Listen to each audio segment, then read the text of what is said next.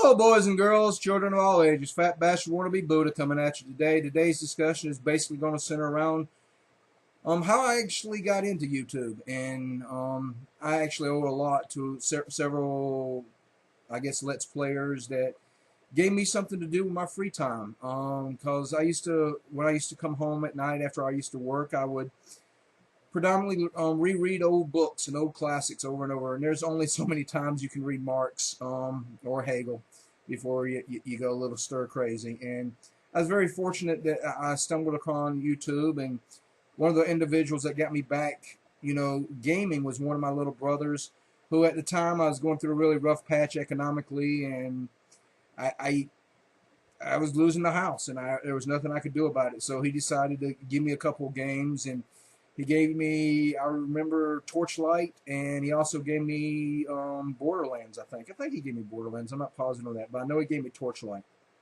And unfortunately, I sucked at the game. So I went out there and tried to figure out, and especially on Borderlands, and I stumbled upon SSOHPKC, or Seamus. So I owe him a debt of gratitude to helping me get my way through Borderlands 1, and also getting back in gaming to begin with. And after I found Seamus, I stumbled upon Quill 18, and I stumbled upon obviously DPS gaming. Dark Side Phil, I think I vaguely remember that, and obviously, and since then I've obsessively followed you. Especially, I follow a lot of Quill, I follow a lot of Seamus here and there, though I don't watch him as much when he got back with the creatures, so that was just me. But I always watch his Let's Play of the most recent games to see whether or not I would like them. And also, I started playing other games, and my friend kept this up by constantly feeding my habit, my addiction, because at the time I physically could not afford games. And I remember him buying me Civ 5, which became my most favorite game, and Mass Effect 1 and Mass Effect 2. My friend bought me those two games. Just, as a nice thing to do. My little brother Justin bought me several games and brought me everything from a mouse pad to a mouse to gaming headphones so that we could play together. And unfortunately, we don't get to play as much as we should, but we just never seem to find time the way it is. And he's my little brother that got a nice little master's degree in philosophy and is working in Publix today. And it's one of the things I found so interesting about SSOHPKC. Sorry, Seamus, I'm blowing up your name. I'm sorry about that. But he used to do these little Mario hacks when he used to work for Target, and I thought it was the perfect quintessential statement about millenniums. He would come home, he would play these video games, hopefully to make it big, and he would just rant about working retail. And that's one of the sad things, that I'm working retail, and unfortunately I'm not allowed to rant about working retail because sadly I need my job and I don't have anybody but myself to depend on. So I can't go off on my little box store that employs me. But I do think that there was something interesting that was happening, and that Seamus was able to see it. Quill, Boogie 2099, I think his name is. I'm sorry, but I have a lot of sympathy and support for Boogie because we have similar things in common. Because we're both Southerners and somewhat morbidly obese, as you can obviously tell. I'm morbidly obese. So I enjoy Boogie, and then Total Biscuits. There's several of them out there, and I don't want to just get on the name game here, but I owe these people a lot. And several years back, I decided I should get out there and I should play, especially when I was playing WoW seriously, and especially competing in arenas and stuff like that. I thought maybe I should get out there and do arenas and WoWs. This was around 2009, 2000, right when Lich King dropped. I sort of got into WoW. At the same time I was losing my house, so I wish I did get into recording my games, and especially if I was able to carry that on into Star Wars for some Star Wars the Knights of the Old Republic MMO or RPG, which sadly didn't go as well as I thought it would, even though I think it was a great game. But unfortunately, I decided on my channel to go into a political blog, and there was a great debate when I finally worked up enough nerve this year finally to come out here and start making vlogs about whether or not I should hide behind the game itself. And I wanted to do that, but unfortunately, my gaming rig cannot handle it. My gaming rig cannot handle me playing Civ 5 and commenting at the same time. It just will not handle it. After I get in the Renaissance era, I'm getting maybe turns take 5 or 10 minutes per turn, and I'm pretty sure that would be a lot of cutting, and it just won't handle Fraps or any of the other recording software. And I thought maybe doing some Twitch broadcasting, but I just haven't found the nerve to do that yet either and play video games.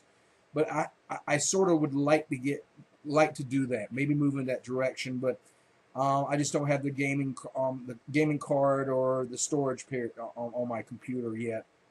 So I am looking into doing that. Hopefully, I'm able to do that, and that would be a way of engaging other than sitting up here saying, "Hey, this is the Naked Capitalism article that I recently read, and this is what I think about it." And I think that's really well and works really good, but I don't know if it's engaging the readers or viewers as much as I was hoping it would. So I'm thinking about that. And actually, what I find quite interesting is what I really do in the evenings now is go home after I get off of work or whenever I get off the work, go to YouTube and watch people play video games. That's sort of my entertainment now, and or I watch people on Twitch. I watch Kripparrian play, Hearthstone constantly, or Trump play Hearthstone. On Twitch TV. It's just one of those weird things that I no longer watch TV. I watch YouTube videos now. I wait for, Quill's recent upload of, he's doing Baldur's Gate. Or I'm watching Seamus do SHOOHPKC and his upload of some of the games on PlayStation 4 and DSP gaming. It's just one of those weird things. This is actually how I spend my time nowadays. Anyway, what's funny is the major games that recently came out, I was surprised of how bad Ghost was of Call of Duty. And I'm surprised that the story behind the game didn't get much more headlines. It's basically the South American or southern portion of the country overtaking the European. It's basically the white folks are getting overrun in a demographics race. So it's a giant projection of that. But fortunately for I guess Call of Duty, it was just they got so greedy and wanted to put it on so many platforms that they botched the release. So then more people are talking about how bad the game plays than actually the undertones of the story behind it. Also, what I find amazing is games like Call of Duty makes $1 billion for an industry, and games that I would really like to have a little bit higher budget, like RimWorld, which is what I'm watching obsessively. I really, really hope that game turns out great. Basically, RimWorld is Prison Architect mixed Dwarf Fortress, and Dwarf Fortress is one of those great iconic games that no, I can't play. I just don't have the skill set. I was the only reason I beat Deity Civ 5 is basically Mad Jin told me how to do it. He told me how to cheese with Assyrians, and I used his strategy, and I finally got my little tag for Steam. And yes, I'm an achievement whore. I'm sorry, but I am. But anyway, I wish games like RimWorld got more, just a little bit more development, a little bit more money thrown their way, or potential of money. And that's what I wanted to talk about today. Is I would like to on my channel switch over to doing live commentary over video plays, but I physically can't do that. And my live commentary on me playing Civ or whatever game it is that I would choose to play would be more of a political nature, and I don't know how well this would go over. So I'm curious about your feedback. Thank you very much for your time and effort, and please like and subscribe. Thank you.